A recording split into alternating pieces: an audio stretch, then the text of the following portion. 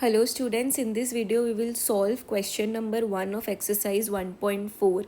So here we are given pair of sets in each part and we have to find the union of each of these sets. ठीक है, so union हमें पता है any two sets का union consists of all elements which belongs to A और B. तो दोनों के एलिमेंट्स को कंबाइन करके उनमें से जो भी यूनिक है वो हम रखते हैं यूनियन में. ठीक है, सो फर्स्ट पार्ट से स्टार्ट करते हैं. यहाँ पे x हमें गिवन है 1,3,5 एंड देन y हमें गिवन है 1, 2 एंड 3. ठीक है, सो इनका यूनियन क्या होगा, दोनों को कंबाइन करेंगे 1, 3, 5. तो पहले हमने x के सारे एलिमेंट्स लिख लिए, अब हम सिर्फ वो एलिमेंट लिखेंगे जो y में है लेकिन x में नहीं है. ठीक है, तो 1 तो हमने ऑलरेडी लिख लिया, फिर 2 लिख लेंगे, 2 हमने नहीं लिखा है, 3 भी लिख लिया, तो this is the union set. ठीक है, moving on to second part. Second part में ए में हमें गिवन है, देखो अब ध्यान से देखो, ये ब्रैकेट देखो, bracket I think it's a misprint वैसे, but A is included in this set. ठीक है, अगर ये ब्रैकेट दूसरा होता, मतलब बाद में आपका ओपन ब्रैकेट होता, तो हम कंसिडर करते हैं कि भैया A is not part of this set, लेकिन A is also part of this set. ठीक है, तो ये हो गया ए और ये हो गया हमारा बी. तो यूनियन लिखने के लिए क्या करेंगे, पहले ए के सारे एलिमेंट्स लिख लेंगे, ए, ई, आई, ओ, यू. अब हम देखेंगे बी में ऐसे कौन से एलिमेंट्स हैं जो रह गए हैं. ए था, हमने ऑलरेडी लिख लिया, बी नहीं लिखा और सी भी नहीं लिखा. So this is your union of two sets. Then part three में हमें गिवन है that A is a natural number and a multiple of 3 and a multiple of 3. ठीक है, और B में हमें गिवन है is a natural number less than 6. ठीक है, so X is a natural number less than 6.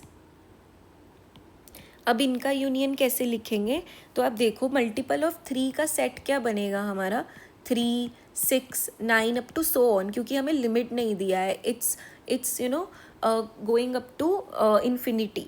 ठीक है, और बी का सेट क्या है हमारा, 1, 2, 3, 4 और 5 तक का. ठीक है, अब इसका यूनियन लिखने के लिए हम कैसे लिखेंगे, तो अगर हम इसका रोस्टर फॉर्म में यूनियन लिखेंगे ना, तो जो तो हमारा लिमिटेड सेट है वो तो हम लिख ही लेंगे, 1, 2, 3, 4 एंड 5.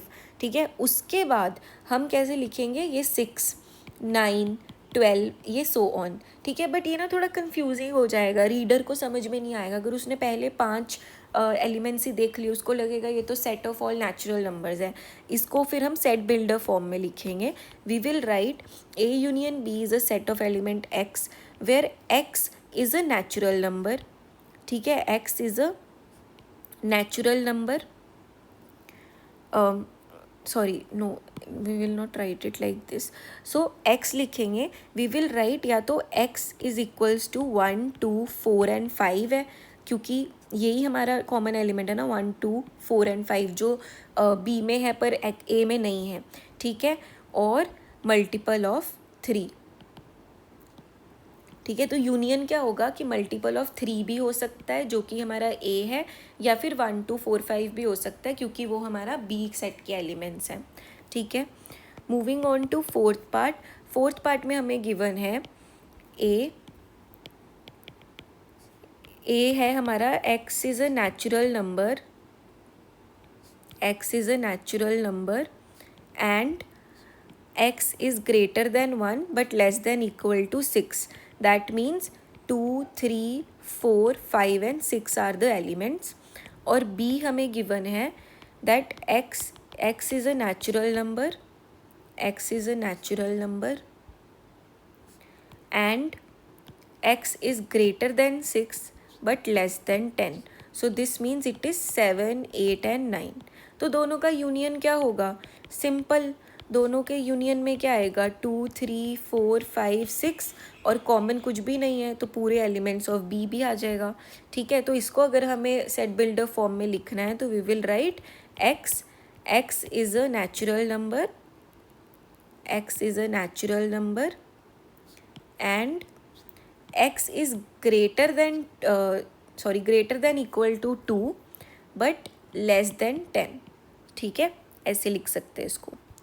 देन फिफ्थ पार्ट में हमें गिवन है a is 1 2 3 b is null, ठीक है। So a is 1 2 3 b is a null set, right. So null set का यूनियन क्या होता है, a union null set is always a, ठीक है। सो दिस इज़ 1 2 3, तो इसको हमें लिखेंगे a union b is a, ठीक है।